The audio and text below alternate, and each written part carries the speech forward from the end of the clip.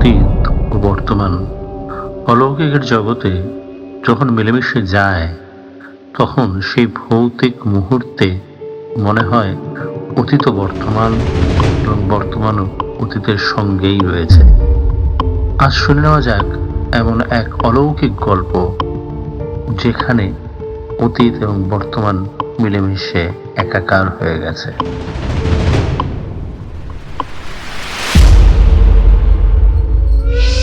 শেষ train whistle দিতে দিতে স্টেশন ছেড়ে চলে গেল। পৌঁছতে একটু দেরি হয়েছিল, তাই চোখের সামনেই ট্রেন বেরিয়ে গেল। আর কি করা যায়, এখন আর গ্রামের দিকেও ফিরে যাওয়ার উপায় নেই। মোটর ভ্যানটা ফিরে গেল আমাকে নামিয়ে দিয়েই। এমন অবস্থায় তাই স্টেশনে থাকাই স্থির করলাম। আর তখনই হাতে একটা টর্চ নিয়ে সামনে এসে দাঁড়ালেন বৃদ্ধ স্টেশন মাস্টার। আমি কিছু বলতেই যাব, কিন্তু আমার কোনো বাক্য ব্যয়ের আগেই তিনি নিজেই বলতে শুরু করলেন। যা, আজও শেষ ট্রেন মিস করে ফেললেন। কিন্তু এখন যে এখানে থাকা চলবে না বাবু মশাই। ওরা আজও প্রতি রাতে আসে, এই স্টেশনে চিৎকার করে কাঁদতে থাকে, বুঝলেন? ওরা ওরা যে আজও ফিরে আসে প্রতি রাতে, যেন ওদের প্রতি রাতেই মনে পড়ে যায় সেই অতীতের ভয়ঙ্কর দিনগুলোর কথা। মনে পড়ে যায় সেই সব সাহেবদের অত্যাচারের কথা। যখন এই রেলপথ তৈরি হচ্ছিল, সেই সময় এই সাঁওতালদের গ্রামের ছোট বড় সবাইকেই সাহেবরা টাকার লোক দেখিয়ে নিয়ে এসেছিল। আর ওরাও দুই বেলা পেট ভরা খাবার আর ভালোভাবে বাঁচার তাগিদে সাহেবদের কথায় রাজি হয়ে চলে আসে। কিন্তু এখানে এসে ওদের ওই স্বপ্ন এক লম্হায় ভেঙে যায়। সাহেবরা ওদের পশুর মতো খাটিয়ে নিত, আর তার পাশাপাশি ওই সাঁওতালদের মেয়ে বউদের নিয়ে সাহেবরা ক্যাম্পের মধ্যে কামের খেলায় মেতে উঠত। যদি কোনো সাঁওতাল শ্রমিক কাজে কোনো ভুল করত, তাহলে সাহেবরা অমানুষের মতো ওদের মারধর করত। আর যদি সে ছোট বাচ্চা ছেলে মেয়ে হতো, তাহলে তাদের সারা দিন সারা রাত চোখ মুখ বেঁধে ওই জঙ্গলের ভেতরের এক পুরনো ভাঙাচোরা বাড়ির ভেতরে ফেলে দিয়ে আসত। আর সেখানেই ওই ছোট বাচ্চা ছেলেমেয়েরা জঙ্গলের হিংস্র পশুদের শিকার হয়ে যেত। কে বিচার করবে তখন? ব্রিটিশ রাজ ছিল, আর ব্রিটিশরা যেমন খুশি অত্যাচার করলেও বাধা দেওয়ার মতো কেউ ছিল না এখানে। এইভাবে শত কষ্ট সহ করে হলেও শ্রমিকরা সাহেবদের রেলপথ বানিয়ে দিতে সাহায্য করছিল। কিন্তু একদিন ওদের ধৈর্যের বাঁধ ভেঙে গেল। করিম মুন্ডা নামক এক শ্রমিকের নেতৃত্বে শ্রমিকরা প্রতিবাদী হয়ে উঠল। সেই দিন সাঁওতাল শ্রমিকরা লাঠি বর্ষা আর কাটারি হাতে ঝাঁপিয়ে পড়েছিল সাহেবদের উপর। কিন্তু সাহেবদের কাছে ছিল বিদেশে বানানো বন্দুক, তাই সাহেবদের শক্তির কাছে ওরা বেশি সময় অবধি টিকে থাকতে পারেনি। সাহেবদের বন্দুকের গুলিতে সেদিন অনেক প্রতিবাদী শ্রমিক আর করিম মুন্ডা নিজেও প্রাণ হারায়। সেই দিন ওরা সাহেবরা ওই সমস্ত শ্রমিকদের দেহ রেল লাইনের পাশে এই জঙ্গলে ফেলে দিয়ে যায়। আর সেই দিনের পর রেলপথ চালু হলেও দিনে দুটোর বেশি ট্রেন কখনোই এই স্টেশনে দাঁড়ায়নি। ভোরের বেলা একটা আর এই রাত 8টায় একটা, ব্যাস। এছাড়া আর কোনো ট্রেন দাঁড়ায় না এখানে, বরং ট্রেনের গতি বাড়িয়ে দেয় যেন এই জায়গাটা অভিশপ্ত। তাই জলদি করে এই জায়গা থেকে চলে যেতে চায়। তারপর রাত বাড়লে অনেক অশরীরী অস্তিত্বের উপস্থিতি অনুভব করা যায় এই স্টেশনে। ওরা আসে আর নিজেদের জীবনের সেই দিনগুলোর কথা মনে করে হাহাকারে ফেটে পড়ে। ওদের সেই হাহাকার, বুক ফাটা কান্না আমরা প্রায় অনেকেই শুনেছি। তাই আমরা কেউই রাতে এই স্টেশনে আসি না। তখন এই স্থানটা একান্তভাবেই ওদের হয়ে ওঠে। তাই বাবু মশাই, আমি আপনাকেও বলবো যে চলে যান এখান থেকে। এই স্থান ওদের, আর ওরা চিরকাল এখানেই থাকবে। এ কথা বলে সেই বৃদ্ধ স্টেশন মাস্টার, যিনি নিজের নাম জানালেন আকবর আলী, বলে তিনি স্টেশন ছেড়ে চলে গেলেন। আমি স্টেশন মাস্টার আকবর আলী সাহেবের এ গল্প চুপচাপ শুনলাম। স্থানীয় এক স্কুলের নতুন মাস্টার পদে যোগ দেওয়ার জন্য খোদ কলকাতা থেকে এসেছি। ওনার বলা কথা তাই আজগুবি গ্রাম্য বিশ্বাস বলেই মনে হচ্ছিল। আকবর আলী সাহেব চলে যাওয়ার পর পকেট থেকে মোবাইল বের করে দেখতে লাগলাম। একটা ভুতুড়ে গল্পের গ্রুপ হয়েছে ফেসবুকে, সেটাই একটা গল্প পেয়ে পড়তে লাগলাম। অবিকল যেন আমার সঙ্গে যে ঘটনা ঘটল এ রাতে তাই নিয়ে লেখা গল্পটা। আশ্চর্য হলাম এটা দেখে যে এখানেও একইভাবে একলা স্টেশনে এক নতুন স্টেশন মাস্টার এসেছেন এবং তার কাছেও একজন আকবর আলী নামের লোক ঠিক একইভাবে সাবধানবাণী শুনিয়েছে। তাই বেশ ইন্টারেস্ট পেলাম গল্পটায়, মন দিয়ে পড়তে লাগলাম। শহর থেকে আসা নতুন স্টেশন মাস্টার চন্দ্রকান্ত বাবু শুনেছিলেন প্রায় এই একই ভুতুড়ে গল্প, যা আমাকে এতক্ষণ ধরে বৃদ্ধ স্টেশন মাস্টার বলে গেলেন। মাঝ রাতে আদিবাসী সাঁওতাল ভূতেরা নাকি জেগে ওঠে, সেসব বিদেহী আত্মারা নাকি ফিরে আসে। কিন্তু এই গল্পের কতটাই বা যে সেই বিশ্বাস করেছিল সেটাই সব থেকে বড় প্রশ্ন। কারণ চন্দ্রকান্ত বাবু খোদ শহর কলকাতায় বেড়ে উঠেছিলেন আর বিজ্ঞান বিষয়ে পড়াশোনা করেছিলেন, আর তার এইসব গ্রামগঞ্জের ভূত প্রেতেদের গল্পে তা মোটেও বিশ্বাস জন্মায় না।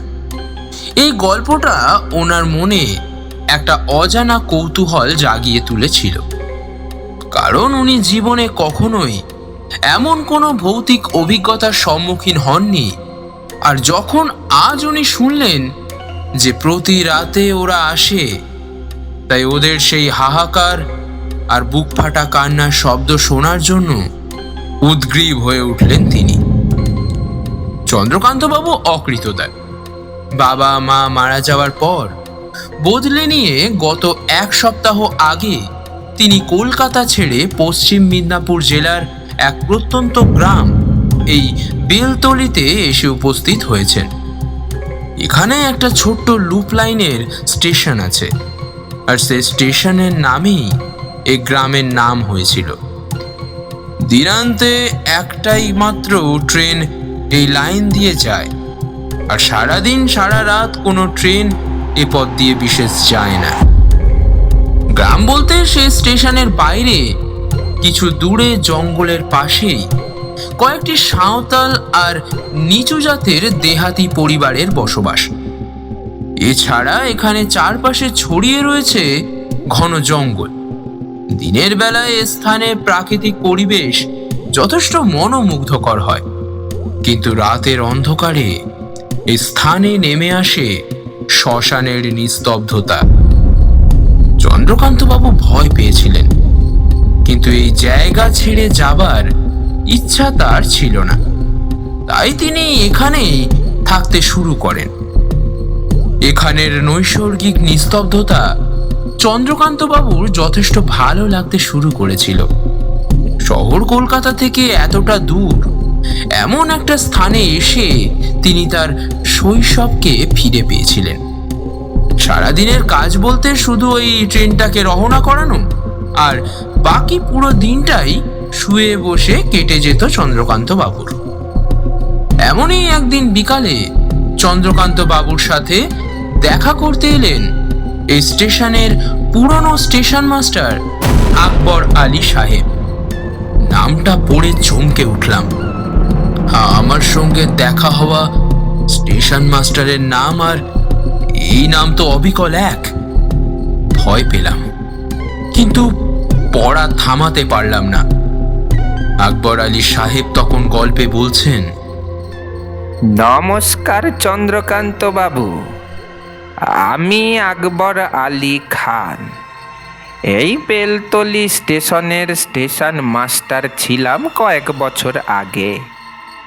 আমি এই পদ থেকে ইস্তফা দিয়েছিলাম, আর সেই দিন থেকে এই বেলতলি স্টেশন ফাঁকা অবস্থাতেই পড়েছিল।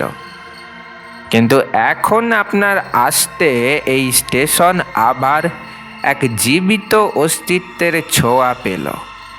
তা আপনার এই কোয়ার্টারে থাকতে কোনো অসুবিধে হচ্ছে না তো? আকবর সাহেবের এই প্রশ্ন শুনে চন্দ্রকান্তবাবু ওনাকে বললেন, না, অসুবিধার কি আছে? দিনান্তে ওই একটা ট্রেনকে রওনা করিয়ে দেওয়ার পর আমার সারাদিনই ওই শুয়ে বসেই কেটে যায়। গ্রামের একজন বৃদ্ধা এসে আমার জন্য রান্না করে দিয়ে যায়। ব্যাস, এইভাবেই কেটে যাচ্ছে আমার দিন। প্রকৃতির বুকে এমন সুখের বনবাস কাটাতে যে কোনো প্রকৃতি প্রেমীরই খুবই ভালো লাগবে। চন্দ্রকান্তবাবুর কথাগুলো শোনার পর আকবর সাহেব একটু গম্ভীর গলায় ওনাকে বললেন, দেখুন, এই বেলতলি স্টেশন কোনো জীবিত অস্তিত্বের থাকার জায়গা নয়। এই স্টেশন ওনাদের বিচরণ স্থল। ওরা আসে, প্রতি রাতেই আসে, আর সারা রাত ঘুরে বেড়ায় এই স্টেশন চত্বরে। আর এখানকার প্রতিটা থামে দেয়ালে মাথা রেখে ওরা অবিরত কেঁদে চলে, কারণ এই স্টেশন আর এই রেল লাইন তৈরিতে ওরা সাহেবদের সাহায্য করেছিল, কিন্তু ওই সভ্য সাহেবরা ওদের উপর নানা রকমভাবে অত্যাচার চালিয়েছিল। ওদের ন্যায্য অধিকার থেকে বঞ্চিত করা হয়েছিল, আর খুন পর্যন্ত করতে ওই সাহেবরা পিছপা হননি। সেই সব অত্যাচারিত শ্রমিকদের আত্মা আজও তাই ফিরে আসে প্রতি রাতে এই স্টেশনে। ওরা চিৎকার করে কাঁদতে থাকে। আমি প্রতি রাতেই শুনতে পেতাম ওই কান্নার শব্দ। আজ থেকে প্রায় 30 বছর আগে কয়েকদল ইঞ্জিনিয়ার সাহেব এই বেলতলি গ্রামে আসে। তখনও এই রেল স্টেশন ছিল না। এখানে তার পরবর্তী ছিল জঙ্গল। ওনাদের পরিকল্পনা ছিল এই সাঁওতাল পরগনার ভেতর দিয়ে একটা ছোট লুপ লাইন তৈরি করার, যার মাধ্যমে শহরের সাথে এই স্থানটির যোগাযোগ ব্যবস্থা একটু উন্নত হয়। যেমন ভাবা তেমন কাজ। যথারীতি কাজ শুরু হলো, কিন্তু সমস্যাটা হলো যে এই ঘন জঙ্গল পরিষ্কার করার লোক ওনাদের সাথে ছিল না। তাই তখন সাহেবরা কিছু সাঁওতালদের নিয়ে এলো সাহায্যের জন্যে। বড় সাহেব ওদের বলেছিল, তোদের এই কাজের জন্য দুবেলা খাবার আর নগদ 1,000 টাকা মজুরি দেওয়া হবে। এই লোভেই ওরা সাহেবদের এই কাজে সাহায্য করতে এগিয়ে এসেছিল। ওদের মধ্যে হোসেন মুন্ডা আর তার পরিবারও ছিল। হোসেনের স্ত্রী রুকসানা ওর স্বামীকে এখানে আসতে মানা করেছিল। আমার কথাটা একটিবার শোন, ওইসব ব্রিটিশ বাবুদের কাজে সাহায্য করে আমাদের কোনো লাভ হবে না। ওরা বলে এক কিন্তু করে আরেক। ওরা ভালো নয়, ওরা আমাদের দিয়ে পশুর মতো খাটিয়ে নেবে আর কিছুই দেবে না আমাদের। তাই ওদের সাহায্য করে আমাদের কোনো লাভ হবে না। দোহাই তোর, যাস না ওখানে। যদি ওখানে তোর কোনো বিপদ হয় তাহলে আমার কি হবে? আমি কি নিয়ে বাঁচবো? আমাদের ছেলে মেয়ে কীভাবে বাঁচবে একবার ভেবে দেখেছিস? তাই আমি তোকে ওখানে যেতে দেব না, কিছুতেই যেতে দেব না। কিন্তু সেই দিন হোসেন তার স্ত্রীর কথা শোনেননি, বরং ও তখন ওর বউকে বলেছিল, দেখ, আমরা খুব গরিব, দুবেলা দুমুঠো ভাত পাই না। যদি সাহেবদের সাহায্যের বিনিময়ে একটু পয়সা আর একটু ভাত যদি পাই তাহলে তো আমাদেরই ভালো। তুই আর বাধা দিস না, চল আমরা সবাই যাই সাহেবদের কাছে।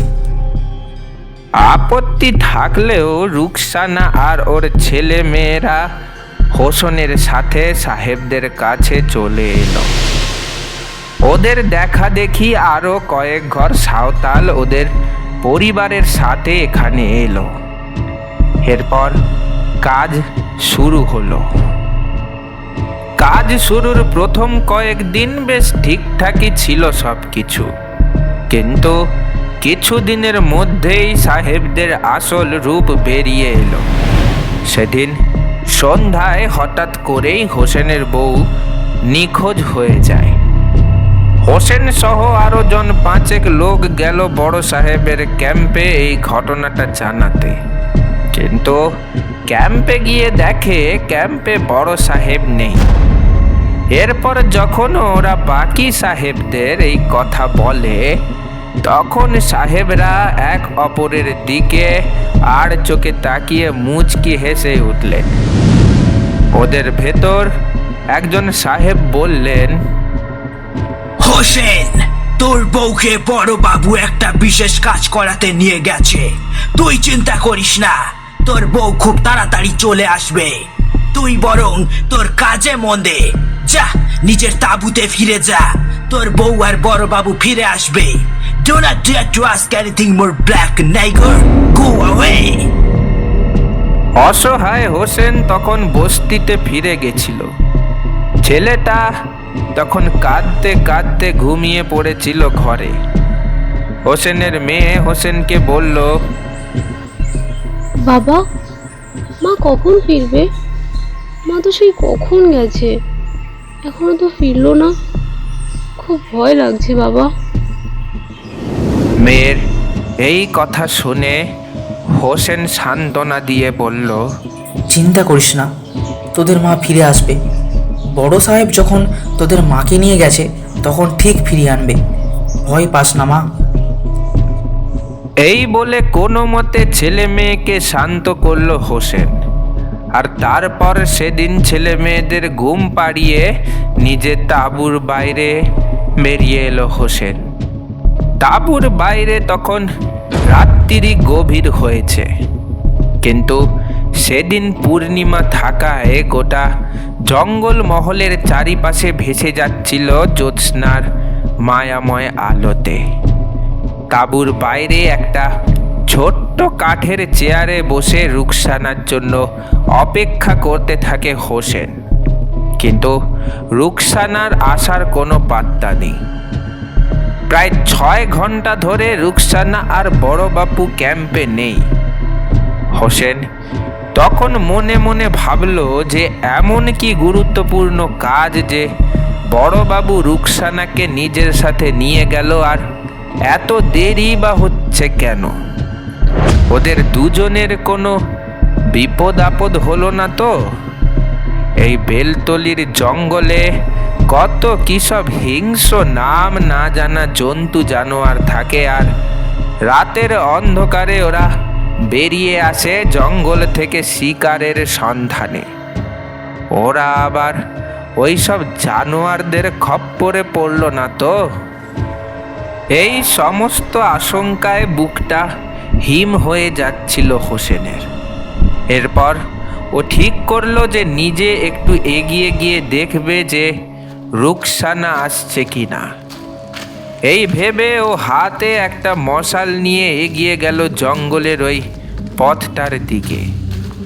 হোসেন যখন মশাল হাতে ওই জঙ্গলের পথে প্রবেশ করলো, তখন ওর নজর গেল কিছুটা দূরে পাথরের বাঁকটার দিকে।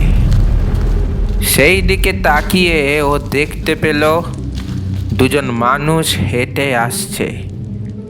ওই দিক থেকে ভালো করে লক্ষ্য করে বোঝা গেল যে ওদের মধ্যে একজন নারী আর আরেকজন পুরুষ। ওদের দেখে হোসেন বুঝতে পারল যে ওরাই রুকসানা আর বড়বাবু। এই দৃশ্য দেখে হোসেন আর ভয় কেটে গেল। কিন্তু এবার পর মুহূর্তেই যখন ওরা হোসেনের কাছাকাছি এলো, তখনই ওর মাথায় বজ্রাঘাত হলো। ও আবার দেখল রুকসানার পরনের কাপড়টা ছিন্ন ভিন্ন আর ও অর্ধনগ্ন অবস্থায় রয়েছে। ওর শরীরে বিভিন্ন জায়গায় আঁচড় আর কামড়ের দাগ, আর ওর ঠোঁটের কোণো দিয়ে পড়ছিল রক্ত। বড়বাবু তখন নেশায় টলছিলেন পুরো। ওনারও পরনের পোশাকের অবস্থা ছিল এলোমেলো। নেশার ঘোরে ঠিক মতো দাঁড়াতে পারছিলেন না তিনি, খালি টলে টলে পড়ে যাচ্ছিলেন রুকসানার গায়ের উপর। বেচারি রুকসানার চোখ দিয়ে গড়িয়ে পড়ছিল জল। হোসেনের বউ কেঁদে বলল, তুই কি জানিস, এই বড়বাবুর প্রথম দিন থেকেই আমার উপরে খারাপ নজর ছিল। ওর আমার উপরে লোভ প্রথম দিন থেকেই ছিল। কিন্তু এতদিন তুই আমার পাশে থাকতিস বলে এই জানোয়ার আমাকে নষ্ট করার সুযোগ পাচ্ছিল না। কিন্তু আজ সন্ধ্যের পর যখন তোরা কাজ করতে একটু দূরে গেছিলি, ঠিক তখনই এই জানোয়ারটা আমাকে জোর করে টেনে নিয়ে যায় ওই জঙ্গলের ভেতরের একটা পুরনো গুদাম ঘরে। আর সেখানে ও আমাকে নষ্ট করে। আমি আর বেঁচে থাকতে চাই না, আমি নষ্ট হয়ে গেছি রে। আমার বাচ্চারা আমার দিকে তুতু যেটাবে। আমি নিজেকে শেষ করে দেব, আমি নিজেকে শেষ করে দেব।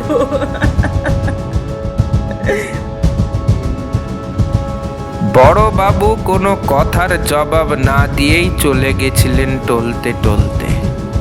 এরপর রুকসানা ওই দিন রাতেই হোসেনের সামনে গায়ে আগুন দিয়ে আত্মহত্যা করেছিল। হোসেন বাধা দেবার অনেক চেষ্টা করেছিল, কিন্তু কোনো লাভ হয়নি।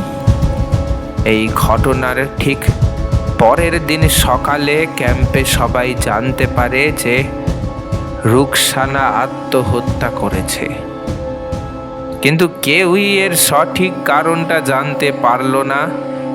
আর যদিও কিছুটা আন্দাজ করে থাকে, কিন্তু সেটা বাচকান করার সাহস করল না। কিন্তু হোসেন চুপ করে রইল না। ও এবার রুকসানার ঘটনাটা করিম মুন্ডাকে জানিয়ে দেয়। এবার বুঝতে পারলাম যে কেন সেদিন বিদ্রোহ দানা বেঁধেছিল। তাহলে এসব নিশ্চয়ই এখানের প্রচলিত গল্প, যা একটু আগে আমিও শুনছিলাম। বেশ কৌতূহল হতে লাগলো পুরো ব্যাপারটা নিয়ে। আমি আবারও পড়তে লাগলাম। করিম মুন্ডা ছিল হোসেনদের গ্রামের বিখ্যাত লাঠিয়াল, আর এখানে সে হোসেনদের সাথেই কাজ করতে এসেছিল। কিন্তু আজ যখন ও হোসেনের কাছ থেকে এই রুকসানার ঘটনাটা শুনল, তখন ও আর নিজেকে শান্ত রাখতে পারল না। ও সমস্ত সাঁওতাল শ্রমিকদের ডেকে আনলো। যেহেতু গরিম একজন পেশাদার লাঠিয়াল, তাই গ্রামের সবাই ওকে খুব সমীহ করে চলত।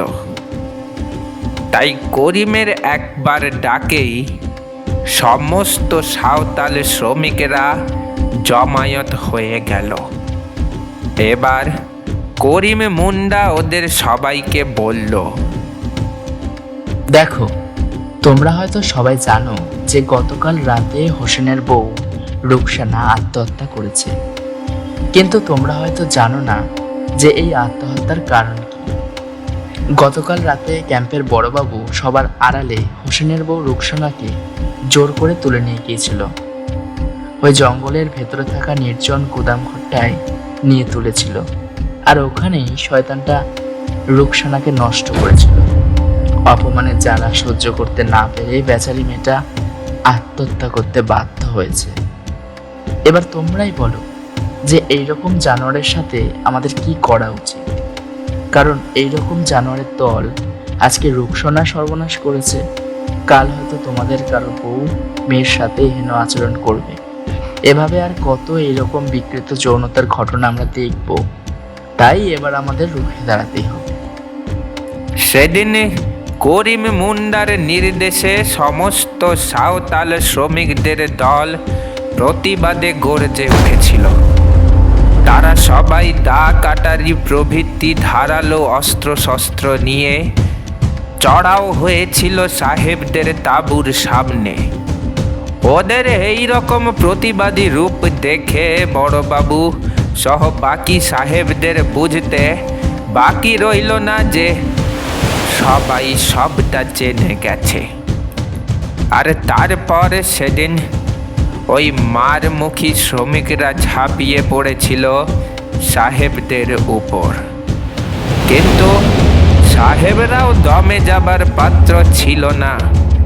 ওরাও বন্দুক হাতে নিয়ে এলোপাথারি গুলি চালিয়েছিল ওই প্রতিবাদী শ্রমিকদের উপর, আর সেই গুলির আঘাতে অনেক শ্রমিক সঙ্গে তাদের বাচ্চারা প্রাণ হারায়। অন্যদিকে অনেক সাহেবরাও প্রাণ হারায়। এরপর থেকে সাহেবরা আর এখানে কাজ করা উচিত মনে করল না, তাই ওরা এখান থেকে চলে গেল। পরে অবশ্য কিছু নতুন সাহেবদের দল এই লাইনটার কাজ সম্পূর্ণ করে এখান থেকে ট্রেন চলাচল চালু করেছিল, কিন্তু তাও দিনে একটার বেশি ট্রেন এই পথে চালানো গেল না। অনেক ড্রাইভার আর গ্রামবাসীদের কথা অনুযায়ী এই রেল লাইনে সন্ধ্যের পর অনেক বিদেহী অতৃপ্ত আত্মাদের আগমন ঘটে। সারা রাত ধরে ওদের কান্না আর আর্তনাদের শব্দ ভেসে আসতে থাকে এই স্টেশন আর রেল লাইনারে আনাচে কানাচে থেকে। গ্রামের মানুষদের অনেকেই সন্ধ্যের পর এই রেল লাইনের উপর দিয়ে একটা সাদা শাড়ি পরা মহিলাকে হেঁটে চলে যেতে দেখেছে। আবার কেউ কেউ এই স্টেশনের এই ঘরটার ছাদের উপর কয়েকজন বাচ্চাকে ঘুরে বেড়াতে দেখেছে। আকবর আলী সাহেবের বলা এই গল্পটার কতটাই বা চন্দ্রকান্তবাবু বিশ্বাস করলেন সেটা নিয়ে যথেষ্ট সন্দেহ থাকলেও সেই কথা উনি আকবর সাহেবকে বললেন না। আকবর সাহেব সেদিনের মতো উঠে পড়লেন, আর তারপর চন্দ্রকান্তবাবুর কাছ থেকে বিদায় নিয়ে উনি ওখান থেকে চলে গেলেন। আলী সাহেবের চলে যাওয়ার পর চন্দ্রকান্তবাবু নিজের হাত ঘড়িটার দিকে তাকিয়ে দেখলেন ঘড়িতে তখন বাজে প্রায় রাত 9:30। কথায় কথায় বেশ অনেকটাই রাত হয়ে গেছে।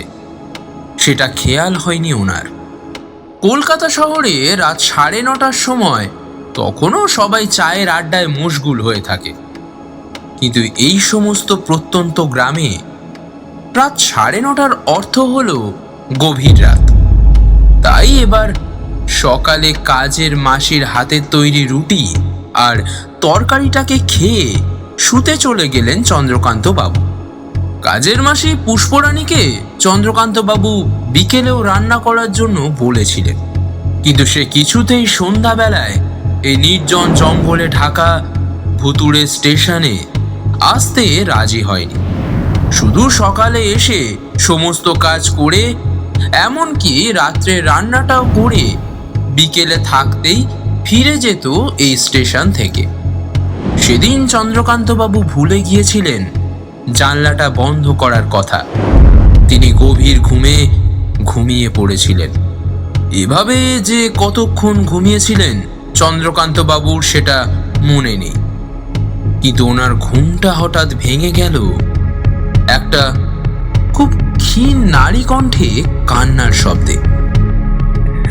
আমাকে ছেড়ে দে সাহেব, আমাকে নষ্ট করিস না। আমার দুটো ছোট ছোট ছেলে মেয়ে আছে, আমাকে ওদের কাছে যেতে দে।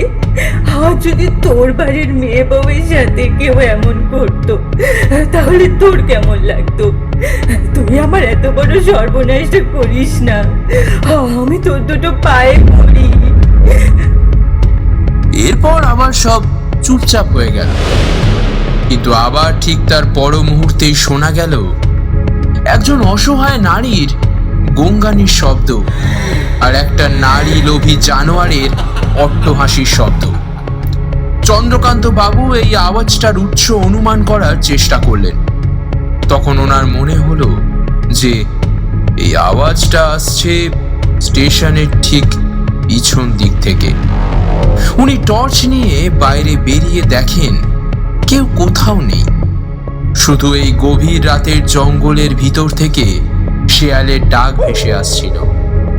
কোথাও কিছু নেই মনে করে উনি যখন ঘরে ফেরার জন্য পিছন ফিরলেন, ঠিক তখনই উনি দেখতে পেলেন যে ওনার ঘরের দরজার ঠিক সামনে একজন সাদা শাড়ি পরা মহিলা পিছন ফিরে দাঁড়িয়ে আছে। সে মহিলার শরীরটা ছিল মিশমিশে কালো, হাতে ও পায়ে ছিল বড় বড় ধারালো নখ। পায়ের গোড়ালি দুটো ছিল পুরো উল্টানো, আর ওই মহিলার চুলগুলো শত সহস্র কালনাগিনীর রং মতো উড়ছিল। এই ভয়ঙ্কর দৃশ্য দেখে চন্দ্রকান্ত বাবুর হাত থেকে টর্চটা ঠাস করে মাটিতে পড়ে গেল, আর সঙ্গে সঙ্গে সেটা নিভে গেল। টর্চ নিভে যেতেই গোটা চরাচরে নেমে এলো অন্ধকার, আর এবার ওই নারী মূর্তি এক লহমায় ঘুরে দাঁড়ালো চন্দ্রকান্ত বাবুর দিকে। চন্দ্রকান্ত বাবু এবার দেখলেন ওই নারীর মুখের চারপাশে গভীর সব ক্ষত চিহ্ন, আর সেখান থেকে গড়িয়ে পড়ছিল রক্ত। চোখ দুটোর জায়গায় ছিল বড় বড় দুটো কালো গর্ত, আর সেখান থেকে গড়িয়ে পড়ছিল রক্ত। এবার সেই নারীকে উদ্দেশ্য করে চন্দ্রকান্ত বাবু কাঁপা কাঁপা গলায় বললেন, কে তুমি? হ্যাঁ, এখানে কেন এসেছেন? আর কি চাও তুমি? হ্যাঁ? চন্দ্রকান্ত বাবুর এই প্রশ্নের জবাবে ওই নারী মূর্তি খিলখিল করে হেসে উঠে বলল,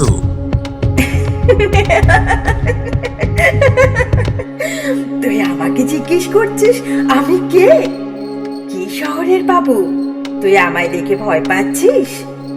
হ্যাঁ, সে তোরা আমাকে দেখে ভয় পাবি, কিন্তু কই, যখন তোদের মতোই কিছু শহুরে বাবু আমাদের মতো মেয়েদের ভোগের বস্তু হিসেবে ব্যবহার করে, তখন কোথায় থাকে তোদের এই ভয়? আর যখন আমরা প্রেত হয়ে আসি, তখনই তোদের ভয় ডর মনে জেগে ওঠে।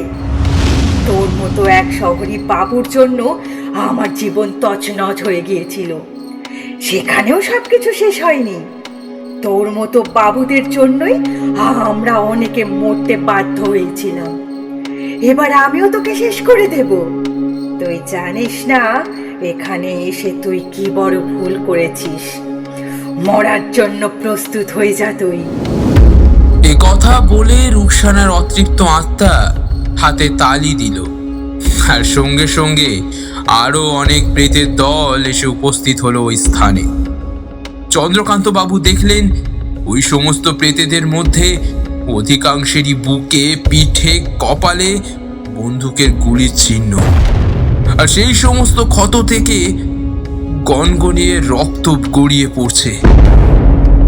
ওদের উদ্দেশ্য করে রুকসানার আত্মা বলল, এই তোরা সবাই এই শহরে বাবুকে বুঝিয়ে দে আমাদের আস্তানায় প্রবেশ করলে আমরা তার কি অবস্থা করি। ওকেও আজ আমাদের দলে যুক্ত করে নে। ওর খুব শখ হয়েছিল এই স্টেশনের স্টেশন মাস্টার হয়ে চাকরি করার। এবার ওকে পরপারে স্টেশন মাস্টার করে দে তোরা। আর অপেক্ষা করিস না, মানুষের তাজা রক্তের স্বাদ কতদিন আমরা পাইনি। আজ একে মেরে আমরা সবাই ওর রক্তে স্নান করে আমাদের এই জ্বালা যন্ত্রণা মেটাবো। হায় তোরা একে আজ শেষ করে দে, যাতে আর কোনো দিন কোনো শহরে বাবু ভুলে ওই স্থানে আসতে না পারে। রুকসানার কথা মতো এবার ওই প্রেতের দল সবাই একসাথে ঝাঁপিয়ে পড়ল চন্দ্রকান্ত বাবুর ওপর। চন্দ্রকান্ত বাবু কোনো রকমে সারা শব্দ করতে পারলেন না। ওই সমস্ত অশরীরীদের ধারালো সব দাঁত নখ এক এক করে বসে যেতে লাগলো চন্দ্রকান্ত বাবুর শরীরে, আর সেখান থেকে গড়িয়ে পড়তে লাগলো তাজা রক্তের ধারা।